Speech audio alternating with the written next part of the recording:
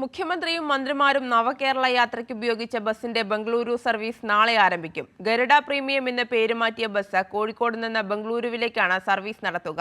Bus ജീവനക്കാർക്കുള്ള പരിശീലനം കോഴിക്കോട് നടന്നു. ഏറ്റവും തിരക്കേറിയ കോഴിക്കോട് ബംഗളൂരു അന്തർ സംസ്ഥാന പാതയിലാണ് മുഖ്യമന്ത്രിയും മന്ത്രിമാരും നവകേരള സദസ്സിന്റെ യാത്രയ്ക്കായി ഉപയോഗിച്ച ബസ് സർവീസ് നടത്തുക. ആദ്യ സർവീസ് ഞായറാഴ്ച പുലർച്ചെ 4 മണിക്ക് കോഴിക്കോട് നിന്നും ആരംഭിക്കും. രാവിലെ 11:35 ബംഗളൂരു എത്തും. ഉച്ചയ്ക്ക് 2:30 പുറപ്പെട്ട് രാത്രി 10:05 കോഴിക്കോട് തിരിച്ചെത്തുന്ന രീതിയിലാണ് സമയം ക്രമീകരിച്ചിരിക്കുന്നത്.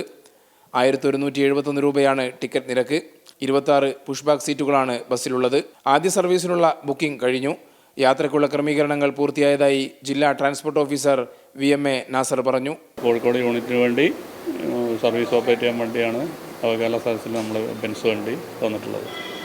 അത് നല്ല രീതിയിൽ തന്നെ ഇവിടെ ഓപ്പറേറ്റ് ചെയ്യാനുള്ള സംവിധാനങ്ങൾ ഒരുക്കിയിട്ടുണ്ട്. ബുക്കിംഗ് കാര്യമുണ്ട്. ഇന്ന് ഇപ്പോൾ 5-ാം തീയതിക്ക് ഫുള്ളായി.